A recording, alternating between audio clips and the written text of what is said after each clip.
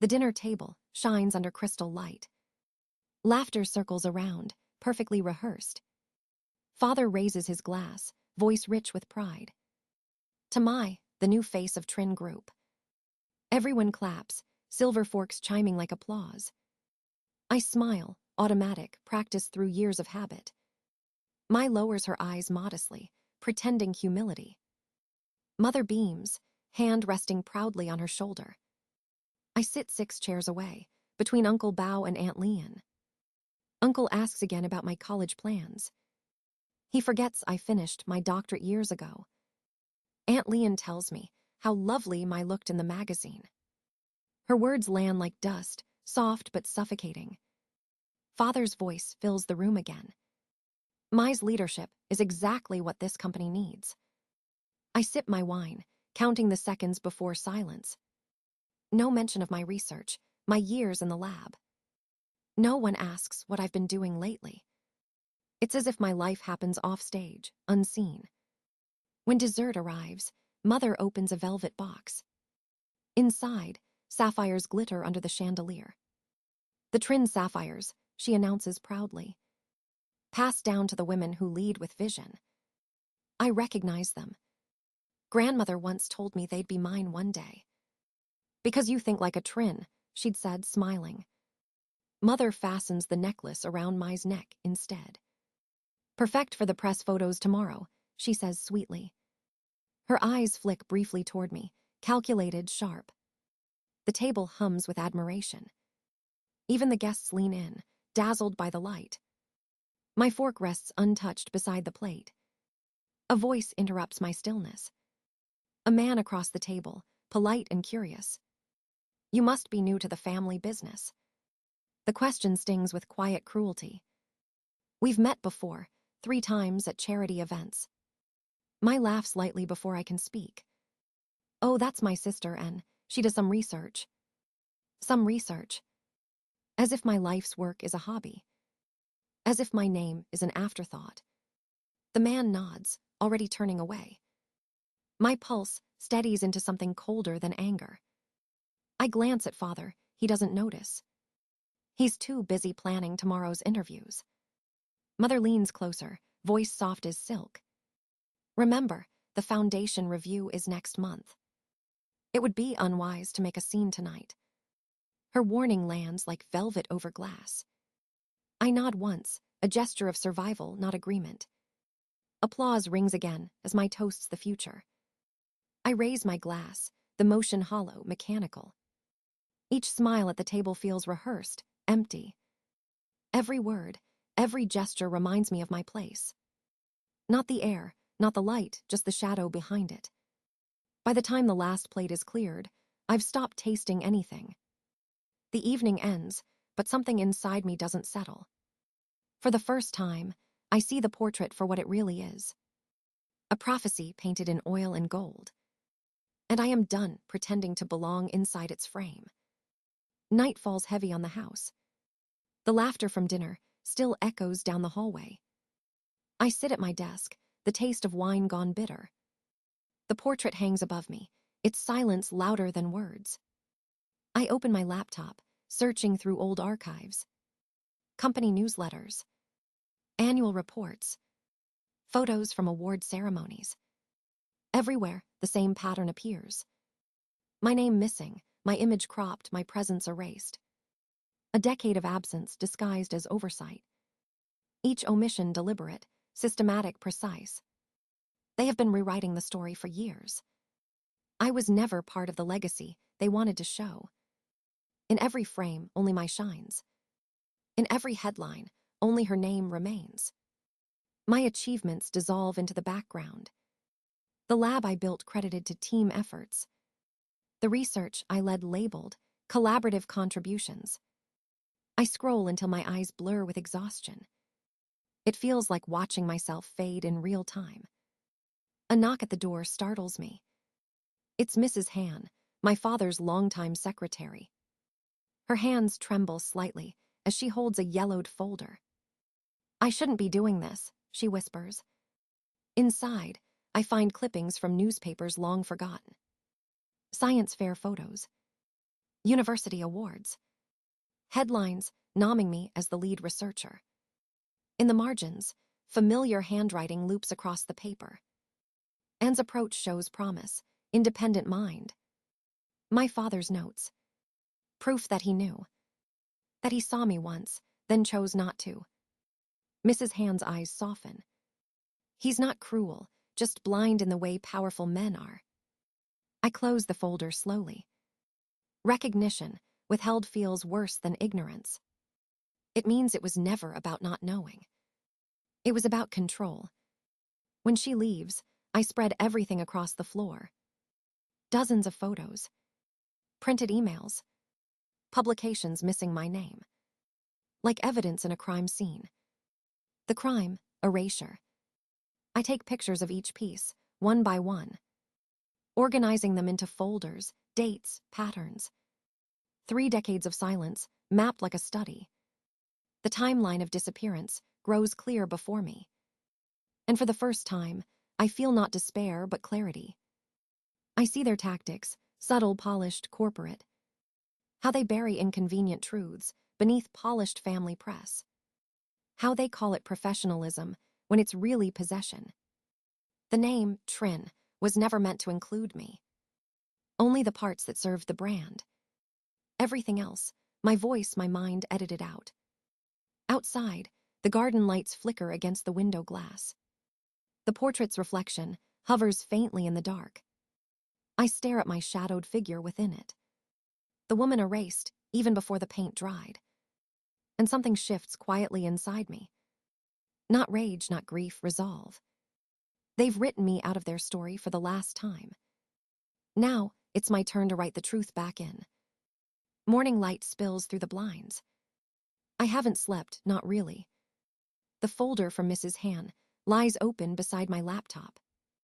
Every page is proof that I existed before they chose to forget me. I stare at my reflection in the screen. I don't look broken, just awake. My phone buzzes with a message from Mai. Don't be late for rehearsal tonight. Press will be there. Rehearsal. Even family celebrations must be staged like theater. I type and erase 3 replies before leaving it unread. At work, the lab hums with quiet purpose. Microscopes. Data sheets. The rhythm of real creation. No portraits, no staged perfection. Here, I am not a shadow. Here, I am seen. Dr. Fan, my mentor, looks up as I enter. You look different today, he says softly. I think I'm done apologizing, I answer. He nods, understanding more than words can say. We spend hours analyzing protein samples. Precise. Measured. Controlled. Everything my family is not. But beneath the calm, something restless moves in me. When the team gathers for lunch, I stay behind. I open my private drive and begin uploading files. The portrait, the articles, the erased records. All of it. Evidence of a lifetime of quiet dismissal. Each click feels like reclaiming a heartbeat. I create a timeline, methodical as any experiment. Year by year. Photo by photo.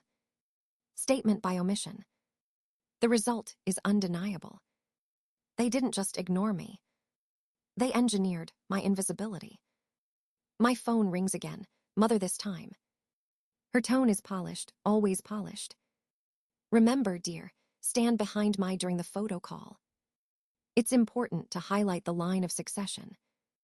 The line of succession, I repeat quietly. A phrase used for companies, not families. But maybe that's all we've ever been. I hang up before she can continue. For the first time, I don't feel guilty. That night, I drive to the Trin estate early. The staff are arranging flowers and setting up lights. The portrait dominates the hall, draped in red velvet. Its presence fills the space like a quiet threat. I stand before it, hearing my pulse echo in my ears. Behind me, Mai's laughter rings from another room. She's rehearsing her speech about legacy and leadership. I whisper to the covered canvas, almost to myself. You can't erase what's already alive. The curtain stirs faintly in the draft. It looks almost like breath. I take one photo of the draped portrait and leave. Later, back at my apartment, I save it as before. Because after tomorrow, everything changes. I'm done being proof of their hierarchy. I'm done being polite about erasure. This time, when the lights rise, I won't stay in the dark. The morning of the unveiling feels colder than usual. I wake before dawn, heart steady but unquiet. The city outside still sleeps, unaware of what's coming. I iron my charcoal gray dress, the one mother said was too serious. Perfect, I think. Serious is exactly what I need to be. By noon, the mansion hums with movement. Florists, photographers, assistants, everyone rehearsing perfection. In the dressing room, my glows in emerald silk. Mother adjusts her necklace, like polishing a trophy. When she sees me, her smile freezes halfway. And, darling, maybe stand near the back later, yes. The magazine prefers a clear focus on succession. I look at her through the mirror. I've been standing in the back my whole life. She blinks, unsure if she heard correctly. I turn and meet her eyes directly. I won't do it anymore. For a heartbeat, silence devours the room. Then her tone sharpens, low but cutting. This isn't the time for dramatics. It's not dramatics to exist, I reply calmly. I'm the research director of Trin Biotech. 3 patents, 2 grants, and a team who believes in me. Mother's reflection flickers with something unfamiliar, doubt. Before she can respond, the door opens. Dr. Fan steps in, flanked by 6 of my colleagues. They're all dressed in formal suits, eyes bright with quiet pride.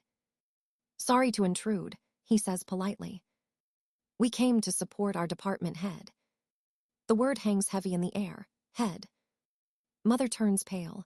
Department head. Yes, he continues. Anne's research just secured the largest grant in our field this year. My team forms a semicircle behind me like a quiet shield.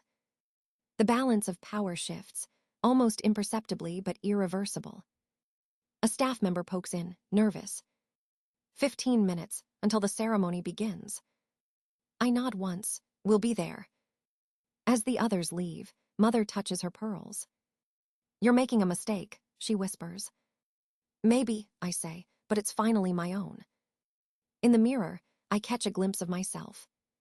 Shoulders straight, chin lifted. Not invisible, not silent. Alive. In my purse rests a folded speech and a sealed envelope. The National Science Foundation logo gleams in gold. Independent funding. Freedom printed in black ink. I press the paper flat against my palm and breathe. The noise of the house swells again. Voices, laughter, orders shouted. But underneath it all, something else begins to hum. A current. A pulse. Change, slow but unstoppable. As we walk toward the grand hall, the portrait waits behind its velvet curtain. Mai's laughter floats from the stage. Father's voice calls for attention. I step forward, heels clicking against marble like a countdown. For 32 years, I lived in their composition. Tonight I redraw it. Line by line. Frame by frame. Until the light finally reaches me. The grand hall glows beneath the chandelier. Guests gather in clusters, glasses chiming, voices bright. The portrait stands veiled at the center like a silent witness. Father moves through the crowd, commanding as always. Mother orchestrates smiles with surgical precision. My poses near the curtain, radiant and rehearsed. I linger at the edge, watching them claim the spotlight. Dr. Fan catches my eye from across the room. He nods once, steady and sure. It's time. Father approaches, voice low but sharp. I've been thinking, we'll commission a portrait for you too. A separate one, for the research division hallway. His tone is sweet, but the words are walls. Appropriate, he adds, forcing a smile. Out of the way. That's generous, I say evenly. But unnecessary. He leans closer, cologne heavy, eyes cold. Remember who funds your lab. I almost laugh. For now, I answer. Before he can speak again, Dr. Fan appears beside me. He holds an envelope, cream paper, gold seal. It arrived this morning, he says quietly. The final confirmation. Father's gaze sharpens. I break the seal, unfold the letter. $8 million, 5 years, full independence. A breath catches somewhere in the room. I've been awarded the innovation grant, I say softly. Independent oversight, direct funding. Father blinks, his control slipping for half a second. Well, that's unexpected. For you, maybe, I reply. The host calls for silence. The unveiling is about to begin. Mother adjusts Mai's necklace one last time. Father gestures toward the stage. Mai steps forward, glowing beneath the spotlights. I remain still, the envelope warm in my hand. As she begins her speech, I move to the podium. My name isn't on the schedule, but no one stops me. The Trin legacy has always been about vision, I begin. So I'd like to share mine. A soft murmur ripples through the hall. I click the small remote in my palm. Behind me, the opposite wall lights up with a projection. Photos of my lab. My team. Our research. Years of work they never cared to see. The audience turns, captivated. Mother's signal to cut the display goes ignored. The technician hesitates, then lets it play. These are the people who build the real legacy, I continue. Not painted in oil, but written in progress. Applause starts slowly, then spreads like fire. The curtain over the family portrait remains untouched. Forgotten. I hear fragments of whispers around me. Her project's groundbreaking. She's leading her own foundation. Father stands near the covered painting, face unreadable. For years, I searched for pride in that expression. Now I realize I no longer need it. Mai moves closer, voice low. We need to talk later. Her eyes shimmer with something I've never seen before. Fear. I smile gently. Yes, we do. The applause continues, bright and unstoppable. And for the first time in this house, the light belongs to me. 6 months later, the world feels different. Sunlight cuts through the glass walls of my new research center. No portraits, no velvet curtains, no shadows left to hide in. Investors sit across the table, pens ready, eyes focused. I speak clearly, unhurried. Our regeneration trials show a 93% success rate. Dr. Fan nods from the back row, proud and quiet. Every word feels steady, owned, earned. When the presentation ends, applause fills the room.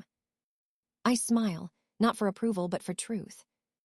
Behind my desk hangs a wall of milestones. Research patents, journal covers, photographs of my team. In the center, a small frame holds a family photo. Not commanding, not diminished, just equal. The balance finally feels right. Later that evening, I drive to the Trin estate. Father's birthday, another gathering, another photograph. But the knot in my stomach is gone. Mother greets me with her usual grace. Come and join the family picture. Mai stands in the middle, perfect as always. I take my place beside her. The photographer squints through the lens. Miss N, maybe step back a little, you're blocking the light. I smile. Actually, I'm fine where I am. A flicker of silence crosses the room. Then Father shifts, just slightly, making space beside him. Mother adjusts her pose, no argument this time. The photographer clicks. The world doesn't end. The portrait simply rearranges around my presence. When the flash fades, I exhale and feel the air change. Afterward, we eat cake, laugh politely, pretend history isn't heavy. But for once, the pretending doesn't hurt. The next week, I meet Margaret, the painter, for lunch. She raises her glass toward me. To being seen clearly. Her words linger longer than the wine. I nod. to painting your own light. Barbara joins, the woman who once handed me the folder. I knew you'd get here, she says softly. Dr. Fan only smiles. He never doubted it. 2 weeks later, I sit for a new portrait. The studio smells of fresh paint and sunlight. No silk gowns, no chandeliers. Just my lab coat draped on a chair. My team visible through a glass wall behind me. The artist sketches quietly, her hand confident. This is who you are, she says. I hope so, I reply. Back at my office that night, a small package waits. Inside lies a miniature of the old family portrait.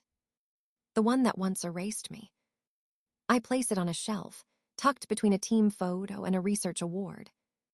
Not center stage, not hidden. Just there. A reminder of what I've outgrown. I lean back, the city lights flickering beyond the glass. Freedom, I realize, isn't being accepted by those who ignored you. It's no longer needing their permission to exist at all. Night settles over the city, quiet and kind. I sit by the window of my office, lights dim, heartbeat calm. The new portrait leans against the wall, still drying. It shows me standing beside my team, sleeves rolled, eyes forward. No gold light, no staged smiles, no shadows left behind. Just work, purpose, and truth. I trace the edges of the canvas with my fingers. This is what belonging feels like, earned, not given. Across the room, the old miniature portrait catches a sliver of light. For years, it defined my silence. Now it's only history, stripped of power. The world outside hums with movement, unbothered by legacy. Somewhere, another family dinner continues without me. And that's all right. Because the story isn't theirs anymore. It's mine. I close my laptop, glance once more at the skyline. Tomorrow will bring new work, new discoveries, new eyes that truly see. I smile, small but certain. The shadow that once begged for light has learned to create her own.